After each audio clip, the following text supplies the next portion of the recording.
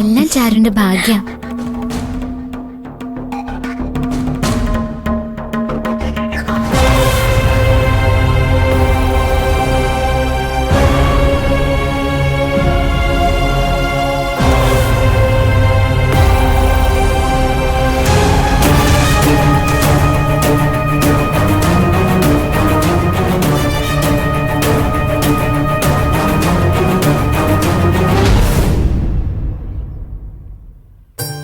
ആറ്റിൽ നിന്നുള്ള കൈത്തോടാ ഇത്.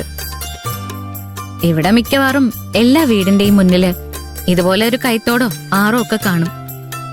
മിക്കവാറും വീടിന് മുറ്റത്തൊക്കെ വെള്ളം എത്തും. ഇവിടെ ആയിരപ്പറയിലും വലിയ കെട്ടുവെള്ളം കൊതുമ്പുവെള്ളം ഒക്കെ ഉണ്ട്.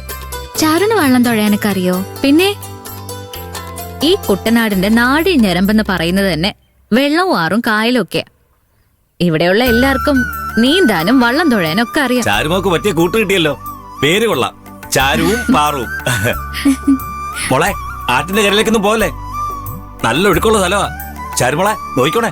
ആ, ഞാൻ നോക്കാം.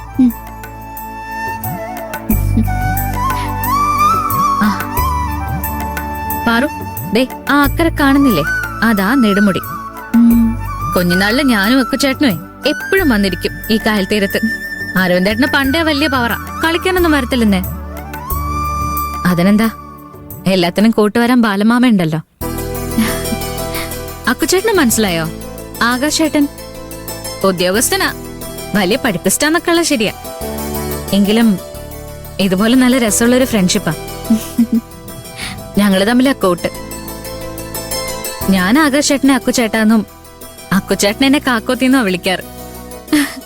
അക്കുചേട്ടനും കാക്കോത്തിയും ശരിക്കും നിങ്ങൾ തമ്മിലാ ചേർച്ച. നല്ല ജോഡി. ചാരു പറഞ്ഞതുപോലെ അരവിന്ദേട്ടൻ വലിയ ഗൗരവക്കാരനാ. എന്നാലും എന്നോട് വലിയ കാര്യ. അരവിന്ദേട്ടനെ അമ്മ മോന, അക്കുചേട്ടൻ അച്ഛൻ മോനും. എന്ന് വെച്ചാ അരവിന്ദേട്ടനടുപ്പം അമ്മയോടാ. അമ്മ പറയുന്നതേ കേൾക്കൂ. അക്കുചേട്ടൻ മാമൻ പറയുന്നതിനപ്പുറം ചലിക്കൊന്നുമില്ല. അമ്മായിയെ പോലെ അരവിന്ദേട്ടനും ഇഷ്ടമൊന്നും തുറന്നു പറയില്ല. കളിയും തമാശയും ഒന്നുമില്ല. എപ്പോഴും എന്ന് പറഞ്ഞ് മുഖം വെറുപ്പിച്ചിരിക്കും. പിന്നെ കല്യാണം ഉറപ്പിച്ച ശേഷം ചില മാറ്റങ്ങളൊക്കെ ഉണ്ട്. ചിരിക്കാനും സംസാരിക്കാനും ഒക്കെ തുടങ്ങി. സാരമില്ല, ഞാൻ മാറ്റിയെടുത്തോളാം. പക്ഷെ കല്ല് ഒറ്റയ്ക്കായി പോകുന്നുള്ള പേടിയേ ഉള്ളൂ. എന്റെ അച്ഛനെ പാറു കണ്ടില്ലേ? പരിചയപ്പെട്ടല്ലോ. എന്റെ രണ്ടാനമ്മയും കണ്ടു. ആ രണ്ടുപേരോ എന്റെ ജീവിതം ഇങ്ങനെ ആക്കിയത്. അമ്മ മരിച്ചപ്പോ ആ കഥയൊക്കെ കേട്ട പാറു ഞെട്ടും. അമ്മ മരിച്ചതല്ല, അച്ഛൻ കൊന്നതാ. അതും കുഞ്ഞായി എന്റെ കൺമുന്നിൽ വെച്ച് കൊന്ന് കെട്ടിത്തൂക്കി.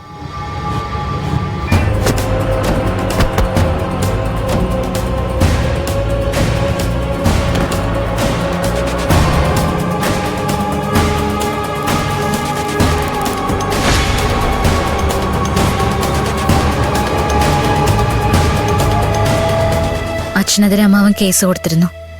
ഞാനും സാക്ഷി പറഞ്ഞു. അച്ഛൻ ജയിലിലായി 6 വർഷം. ആ സമയത്ത് അമ്മാവൻ എന്നെ ആയിരപ്പറയിലേക്ക് കൊണ്ടുവന്നു. എന്നെ പഠിപ്പിച്ചു. ഒരു കുറവും വരുത്താതെ, അച്ഛനും അമ്മയില്ലാത്ത വിഷമം പോലും അറിയിക്കാതെ എന്നെ നോക്കി. എന്നെ ഇങ്ങോട്ട് കൊണ്ടുവന്നതില് അമ്മായിക്ക് ഒരു താല്പര്യം ഉണ്ടായിരുന്നില്ല. വഴക്കിട്ട അമ്മായിയെ ബാലമാമൻ ഇറക്കി വിട്ടു. അന്ന് അരവിന്ദേട്ടനും അമ്മായിയോടൊപ്പം പോയി. ഒരു 6 വയസ്സുകാരിയുടെ അപ്പോഴത്തെ അവസ്ഥ ഒന്ന് ഓർത്ത് നോക്കിയേ. ഇതൊന്നും ഞാൻ പുറത്തുള്ള ആരോടും അങ്ങനെ പറഞ്ഞിട്ടൊന്നുമില്ല. എല്ലാം മനസ്സിലൊതുക്കി ഞാൻ വളർന്നു. രണ്ടനമ്മ എന്തെല്ലാം ദ്രോഹങ്ങൾ ചെയ്തിട്ടും ഞാൻ ചിറ്റാന്ന് വിളിച്ചു കൂടെ നിന്നു. ചിറ്റയ്ക്കും അച്ഛനും ഉണ്ടായ കല്യാണി എന്ന കല്ലുവിനെ എന്റെ കൂടെ നിർത്തി. അവളെ ഞാൻ പഠിപ്പിച്ചു. സ്വയം അധ്വാനിച്ച് ഞാനാ കുടുംബം നോക്കുന്നത് ഇപ്പോഴും. പേരിന് മാത്രം ഒരച്ഛൻ. ഞാൻ സമ്പാദിച്ചു കൊണ്ടുവരുന്നതെല്ലാം എടുത്തോണ്ട് പോയി കുടിക്കും. ചിറ്റപ്പറ്റി പിന്നെ പറയാതിരിക്കുന്നതാ നല്ലത്. അച്ഛനും ചിറ്റയും തമ്മിൽ ചേരും. 2 പേർക്കും ആർത്തിയാ. ഒക്കെ കല്യാണത്തോടെ മാറും ചാരു. ഒരു കോട്ട പോലെ നിന്നെ സംരക്ഷിക്കാൻ ഒരമ്മാവനില്ലേ? പ്രിയൻചേട്ടനോട് പറഞ്ഞു ബാലമാഷിനെ പറ്റി. ഞങ്ങള് ഈ നാട്ടില് വന്നപ്പോ മുതല് കേൾക്കുന്നുണ്ട്. എല്ലാവർക്കും എന്തൊരു സ്നേഹവും ബഹുമാനമാ. ശരിക്കും നിന്റെ കഥ കേട്ടപ്പോ ഞാൻ എന്നെ തന്നെ ഓർത്തത്. എന്നെ സ്നേഹിക്കാൻ എന്റെ അച്ഛനും അമ്മയും ചേച്ചിയും ചേട്ടനും ഒക്കെ ഉണ്ട്. വീടിനുള്ളില് എനിക്ക് ശത്രുക്കളില്ല. ആ കുടുംബം നോക്കേണ്ടത് എന്റെ കടമയാ. പക്ഷെ ഞാൻ ജനിച്ചു വളർന്ന നാട്ടിൽ നിന്നും എന്നെ അടിച്ചോടിക്കാൻ ഒരുപാട് പേരുണ്ടായിരുന്നു. ദ്രോഹിക്കാനും എന്നെ കുറ്റപ്പെടുത്താനുമേ അവിടെ ഉള്ളവർക്ക് സമയമുള്ളൂ. അവിടെയുള്ള ശത്രുക്കളിൽ നിന്ന് രക്ഷപ്പെടാനാ ഞാൻ നഗരത്തിലെത്തിയത്. പക്ഷെ അവിടെയും രക്ഷയില്ല. നമ്മളെപ്പോലെയുള്ള പെൺകുട്ടികളുടെ പേരേ മാറുന്നുള്ളൂ. സ്ഥലങ്ങളും ബാക്കി കണ്ണീരും എല്ലാം ഒന്നുപോലെയാ. കുറച്ച് തൊലിവെളുപ്പും കൂടി ഉണ്ടായിപ്പോയി കഴിഞ്ഞാ പിന്നെ പറയും വേണ്ട. പിന്നെ ചാരുന് കുടുംബത്തിനകത്താ ശത്രുക്കള്, എനിക്ക് കുടുംബത്തിന് പുറത്തും. ഞാൻ ടൗണിലെ ഒരു ലേഡീസ് ഹോസ്റ്റലിലാണ് താമസിക്കുന്നെന്ന് പറഞ്ഞില്ലേ? അവിടെയുണ്ട് എനിക്ക് 3 കൂട്ടുകാരികള്. അവർക്കൊക്കെ പറയാനുള്ളത് ഇതുപോലുള്ള കഥകളാ. നാട്ടില് ഞാൻ എന്റെ ശത്രുക്കളെ നേരിടാൻ വേണ്ടി ഒരു തന്റേടി പെണ്ണിന്റെ മുഖംമൂടി എടുത്തണിയും. അങ്ങനെയാ ചട്ടമ്പിപ്പാറും ആയത്. ചാരു വെറും പാവമായിപ്പോയി.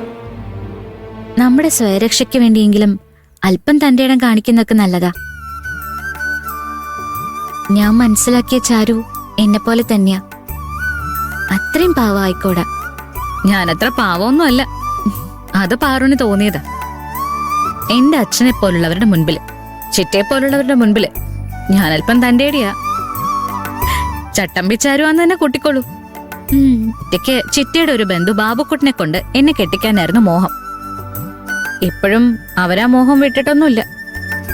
കള്ളനും തെമ്മാടിയായ ബാബുക്കുട്ടനെ അച്ഛന് വേണം. കള്ളു കുടിക്കാനും കാശുണ്ടാക്കാനും ബാബുക്കുട്ടനെ വേണം. കല്യാണ നിശ്ചയം വരെ എത്തിച്ചതാ അവര്. എന്റെ തന്റെ ഇടവും ചേർത്ത് നിൽപ്പും കൊണ്ടാ അന്ന് ഞാൻ രക്ഷപ്പെട്ടത്. അതിനിപ്പോ മാറ്റം ഉണ്ടായല്ലോ. അമ്മാവന്റെ തണലില് ആയിരപ്പറയിൽ എത്തുമ്പോ അവരെ പേടിക്കണ്ടല്ലോ. അപ്പോഴും നിന്നെ ചേർത്ത് പിടിക്കാൻ ബാലമാമനുണ്ടല്ലോ. പിന്നെ നിന്റെ അക്കുചേട്ടനും. എന്റെ ഗന്ധർവനെ പോലെ ഏതാപത്തിലും എത്തുന്ന ഒരു ഗന്ധർവൻ. എന്റെ മനസ്സ് പറയുന്നത് ഈ കല്യാണത്തോടെ നിന്റെ ജീവിതം മാറുന്ന. നീ ധൈര്യമായിട്ടിരിക്കും.